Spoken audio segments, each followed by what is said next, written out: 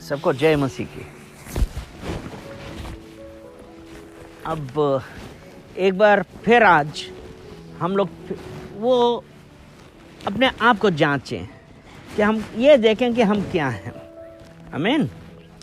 अगर हम उत्पत्ति उसका पहला अध्याय उसका 26वां वचन देखेंगे, जेनेसिस चैप्टर 1 वर्स 26। फिर परमेश्वर ने कहा, हम मनुष्य को अपने स्वरूप के अनुसार, हाँ, अपने स्वरूप के अनुसार, अपनी समानता में बनाए। ठीक है, बस। तो उसका है शुरुआत की, तब परमेश्वर ने कहा कि हम मनुष्य को अपने स्वरूप और समानता में बनाएं। हालेलुया। यानी कि हम लोगों को परमेश्वर ने बनाया है। ठीक है। जब परमेश्वर ने बनाया है, उसका जब 27वां वचन देखते हैं, तब परमेश्वर ने मनुष्य को अपने स्वरूप के अनुसार उत्पन्न किया। अपने ही स्वरूप के अनुसार परमेश्वर ने उसको उत्पन्न किया, नर और नारी करके। नहीं, 27वां। हाँ। तब परमेश्वर ने मनुष्य को अपने स्वरूप के अनुसार उत्पन्न किया, अपने ही स्वरूप के अनुसार परमेश्वर ने उनको उत्पन्न किया, नर और नारी करके उसने मनुष्य को सृष्टि की। ठीक है।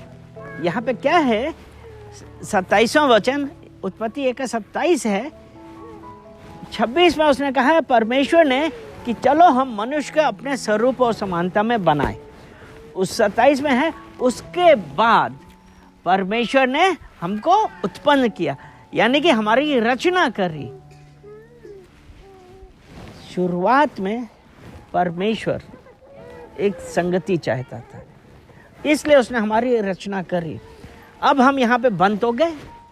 अब अगर हम उत्पत्ति 2 उसका 7वां वचन पढ़ें, क्योंकि अभी उसने हमको बना दिया है, अभी हम बन गए हैं, कुछ नहीं है। लेकिन अगर उत्पत्ति 2 उसका 7वां पढ़ें, तब यहोवा परमेश्वर ने आदम को भूमि की मिट्टी से रचा। हाँ, मतलब यहाँ पे जब उसने कहा ना, परमेश्वर ने ये कहा कि चलो मनुष्य को हम अपनी समानता और अपने स्वरूप में बनाए। परमेश्वर ने बनाए, और कैसे बनाया? तब परमेश्वर ने आदम को भूमि की मिट्टी से रचा और उसने उसके नथने पर जीवन का श्वास फूंक दिया। हालेलुया। यानी कि परमेश्वर ने पहले कहा कि हम बनाएं, परमेश्वर ने कहा, उसके बाद परमेश्वर ने बनाया। और कैसे बनाया? इस भूमि की मिट्टी से बनाया। उस वक्त जब बनाया तब उस वक्त सांस नहीं थी, लेकिन उसके बाद परमेश्वर ने हमारे नथनों में जीवन का सांस फूंका और मनुष्य जीवित प्राणी बन गया। हालेलुया। तो आज इसीलिए तो हम कहते हैं कि हम आदम की संतान हैं। ठीक है। सबसे पहले आदम बनाया गया ना, उसके बाद ही जब हम आज परमेश्वर ने वो जीवित प्राणी बना दिया, उसके बाद जो एक बहुत जरूरी बात है कि जब परमेश्वर ने, अगर हम यूहन्ना 3 उसका 16 वचन पढ़ें, क्योंकि परमेश्वर ने जगत से ऐसा प्रेम किया कि अपने इकलौता पुत्र दे दिया। उसने अपना इकलौता पुत्र दे दिया, जो कोई उस पर विश्वास करे वो नाश ना हो वरन अनंत जीवन पाए। हालेलुया। मतलब परमेश्वर ने जगत से, परमेश्वर ने सांस दी, और उसके बाद परमेश्वर ने जगत से ऐसा प्रेम किया। परमेश्वर ये नहीं चाहता कि किसी का भी नाश हो, इसलिए उसने हमारे, आपके और हमारे लिए अपने इकलौते पुत्र का बलिदान दिया, जिससे कोई नाश ना हो वरन अनंत जीवन पाए। आमीन। वो परमेश्वर जिसने हमको बनाया और हमारे लिए अपना इकलौता पुत्र दिया। अब हमारे लिए इकलौता पुत्र क्यों दिया? ये है यूहन्ना 1:12। अगर हम यूहन्ना, परंतु जितनों ने उसे ग्रहण किया, हाँ, उसने उन्हें परमेश्वर की संतान होने का अधिकार दिया, अर्थात उन्हें जो उसके नाम पर विश्वास करते, जितनों ने उसे ग्रहण किया। यानी कि अब हम लोगों ने यूहन्ना 3:16 में पढ़ा कि परमेश्वर ने जगत से ऐसा प्रेम किया। जगत से प्रेम किया मतलब कोई कैसा भी था, परमेश्वर ने सबसे, लेकिन परमेश्वर का एक मुख्य उद्देश्य क्या था कि कोई नाश ना हो वरन अनंत जीवन प्राप्त करे। और अनंत जीवन प्राप्त करने के लिए जो एक जरूरी बात थी वो यूहन्ना 1:12 में है कि जितनों ने विश्वास किया उसने उन्हें, जितनों ने उसको ग्रहण किया, परमेश्वर ने उसको संतान कहने का अधिकार दिया। मतलब जिसने ग्रहण किया और दूसरी बात है विश्वास किया। क्योंकि जब ये हम लोगों ने पढ़ा कि परमेश्वर ने जगत से ऐसा प्रेम किया, परमेश्वर ने जगत से प्रेम किया, लेकिन उसके पुत्र और पुत्री कौन कहलाए? जितनों ने यीशु मसीह को ग्रहण किया और उस पर विश्वास किया कि वो परमेश्वर का पुत्र है। और वो जो यूहन्ना 3:16 में पढ़ा कि परमेश्वर ने अपना इकलौता पुत्र, और वो इकलौता पुत्र यीशु मसीह है। हालेलुया। तो वो जब आज यीशु मसीह आपके लिए और हमारे लिए मरा कि हम, वो किस लिए मरा था? वो हमारे पापों का बोझ, हमारे श्राप, हमारी प्रॉब्लम्स लेके वो क्रूस पे बलिदान हुआ। उसने क्रूस पे ठोक दिए हमारी बीमारियां, हमारी कमजोरियां, क्योंकि परमेश्वर ने आपको और मुझे अपने स्वरूप, अपनी समानता में रचा है। उसने हमारे नथनों में अपने जीवन का सांस फूंका है। वो परमेश्वर, अब यहां पे एक बहुत जो जरूरी बात आती है वो ये है कि परमेश्वर ने सबको अपना पुत्र और पुत्री कहने का अधिकार दिया, लेकिन क्या आज हम उसका पुत्र और पुत्री, हम मानते हैं कि हम पुत्र और पुत्री हैं, लेकिन क्या हम उसके अनुसार कोई कार्य कर रहे हैं?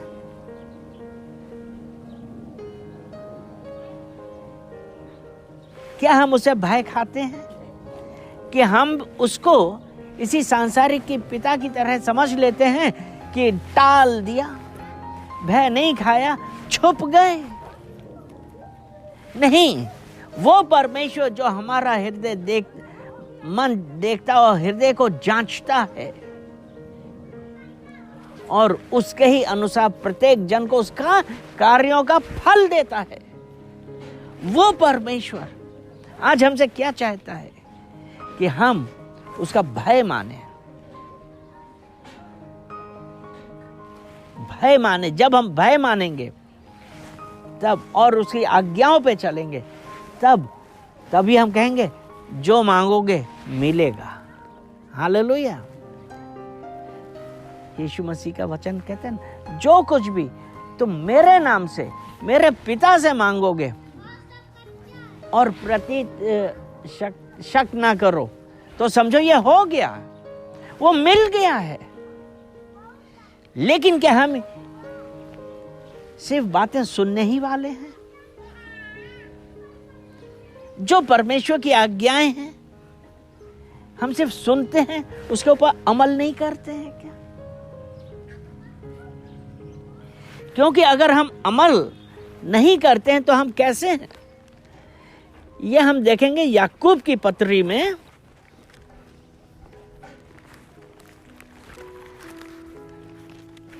ये याकूब की पत्री, उसका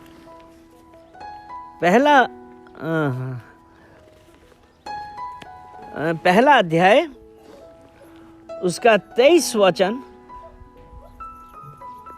क्योंकि जो कोई वचन का सुनने वाला हो क्योंकि जो कोई वचन का सुनने वाला हो और उस पर चलने वाला ना हो और उस पर चलने वाला ना हो, तो वो उसका मनुष्य के समान है जो अपना स्वाभाविक मुंह दर्पण में देखता है। मतलब वो उसी मनुष्य के समान है जो अपना स्वाभाविक मुंह दर्पण पे देखता है, जो हम अपने शीशे पे देखते हैं।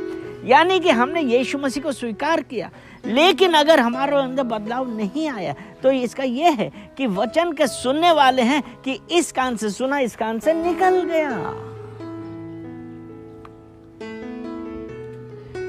वो परमेश्वर आज जब हम हमको अपना पुत्र और पुत्री कह रहा है, वो हमसे क्या चाहता है? हमको एक चीज याद रखनी है कि परमेश्वर ने आपके लिए और मेरे लिए अपना इकलौता पुत्र बलिदान किया। लेकिन इसका 24वां वचन हम पढ़ें, इसी का याकूब 1:24। इसलिए कि वो अपने आप को देखकर चला जाता और हाँ। तुरंत भूल जाता है कि वो- मैं कैसे था। मतलब ये है कि अगर हमने वचन सुना और उसके ऊपर अमल नहीं किया, हमारे अंदर बदलाव नहीं आया, तो हम उसी तरीके से हो गए कि शीशे में हम देखा और चले गए, बस ये देख लिया कि हमारे बाल ठीक हैं कि नहीं है, हमारा कॉलर ठीक है कि नहीं है। ये है यहाँ पे कि उस वक्त का परमेश्वर का वचन, अगर हम परमेश्वर का वचन कहते रहें, लेकिन अगर हम परमेश्वर के वचनों पे नहीं चलें, क्या हमको परमेश्वर हमारी बातों का उत्तर देगा? परमेश्वर हमारा हृदय को जांचने वाला है कि हम किस प्रकार से मन को जानता है, मन को देखता है, हृदय को जांचता है कि आज हम जो उस परमेश्वर से प्रार्थना कर रहे हैं वो कहां से आ रही है, उसके अंदर हमारा क्या स्वार्थ है। क्या हम स्वार्थी हैं कि हमको जब प्रॉब्लम हुई तब तो हम यीशु मसीह करने लगे? नहीं तो ठीक है, सब चल रहा है तो ठीक है। परमेश्वर ऐसे लोगों को जवाब नहीं देगा। और इसमें कमी किसकी है? कमी हम लोगों की ही है कि हम उन परिस्थितियों के ऊपर विजय नहीं पा सके। इसीलिए याकूब इसमें 1:23 में इसीलिए कितना सही लिखा है कि ऐसा मनुष्य, वचन सुन रहे हैं लेकिन हमने सुना और उसके ऊपर अमल नहीं किया, और हमारी स्थिति एक उसके समान हो गई कि जो हम आए, अपनी शक्ल देखी शीशे में और चले गए, भूल गए कि हम किस टाइप के हैं। जब हम उस परमेश्वर के पास चलते हैं, और परमेश्वर हमसे और क्या चाहता है? जो हम लोग गलतियां करते हैं, वो रोमियो की पत्री 1 अध्याय उसका 21वां वचन,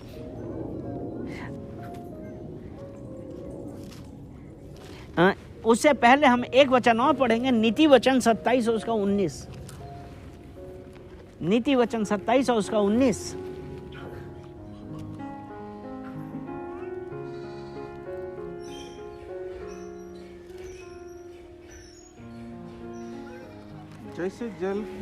जैसे जल में मुख की परछाई मुख को प्रकट करती है, वैसे ही मनुष्य का मन मनुष्य को प्रकट करता है।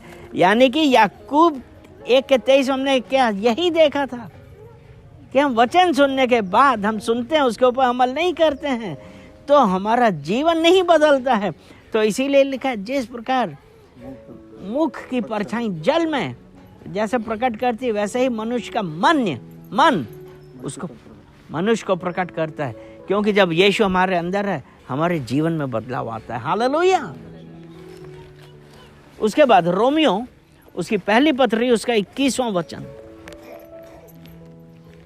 इस कारण कि परमेश्वर को जानने पर भी उनके परमेश्वर की योग्य बड़ाई और धन्यवाद ना किया, परंतु व्यर्थ विचार करके लगे, यहाँ तक कि उनका निर्बुद्धि मन में अंधेरा छा गया। यानी कि परमेश्वर को जानने के बावजूद हमने क्या किया?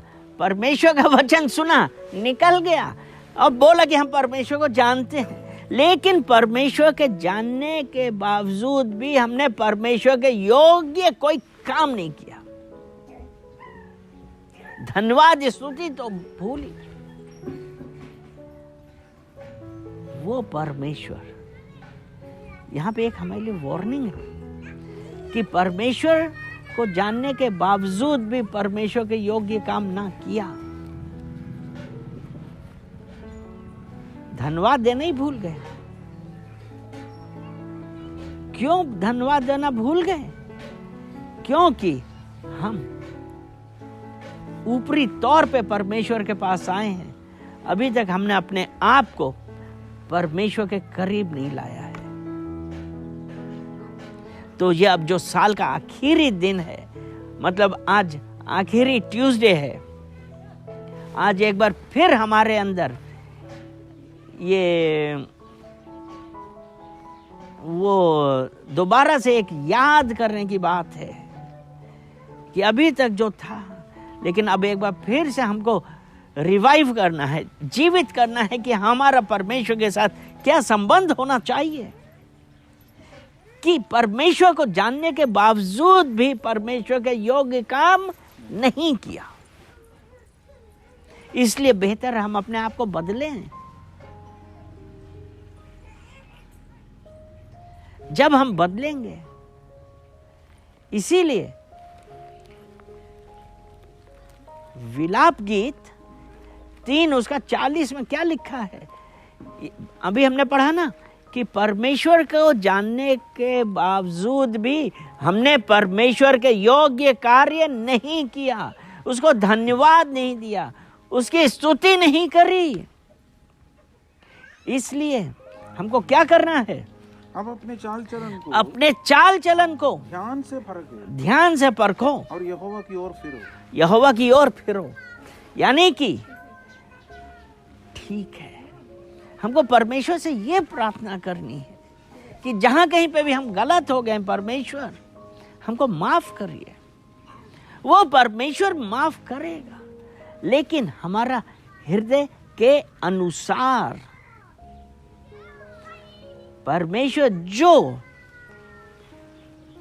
इस स्वर्ग और धरती का करता है, वो हमारी मन की बातें जानता है। यानी कि सभा उपदेशक 12 के 14 में ऐसा ही लिखा है। सभा उपदेशक 12 अध्याय और 14 वचन। क्योंकि परमेश्वर को और सब गुप्त बातों का चाहे वो भली हो चाहे बुरी हो न्याय करेगा। यानी कि जब हम परमेश्वर के पास आते हैं,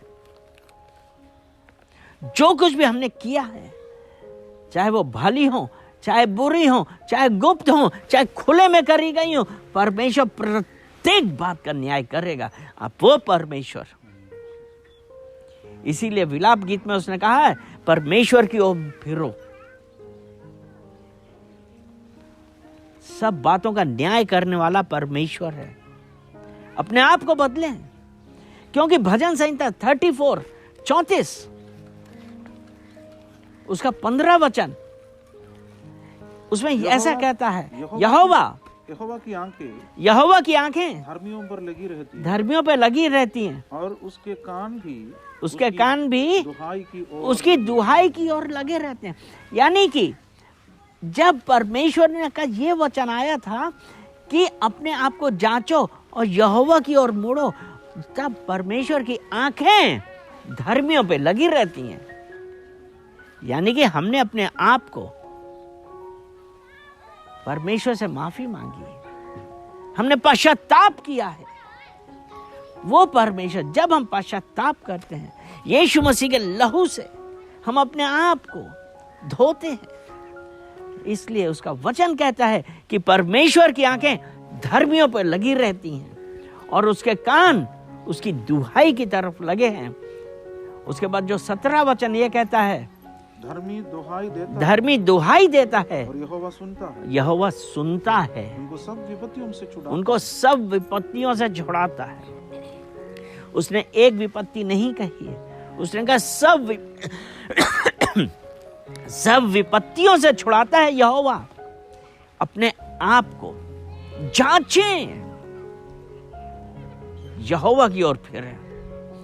वो परमेश्वर जिसके कान धर्मियों की दुहाई की तरफ लगे हैं, आज आपको और मुझे सब विपत्तियों से छुड़ाएगा वो परमेश्वर। इसलिए जरूरी है कि हम परमेश्वर के वचन सिर्फ सुनने वाले ना बने, वरन उसको अपने जीवन में उतारने वाले बने और उसके अनुसार चलें। वो परमेश्वर आज भी आपके और हमारे साथ है, क्योंकि उसने कहा है, यहोशू 1:5 में उसने कहा है कि जिस प्रकार तेरे जीवन भर तेरे सम्मुख कोई ना खड़ा हो सकेगा, जिस प्रकार मैं मूसा के साथ था उसी प्रकार मैं तेरे साथ हूं।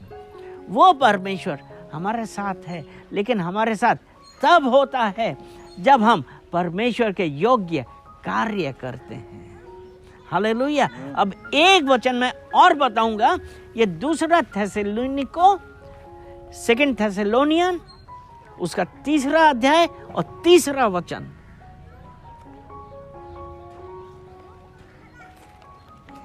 2 थेसलोनियन 3:3।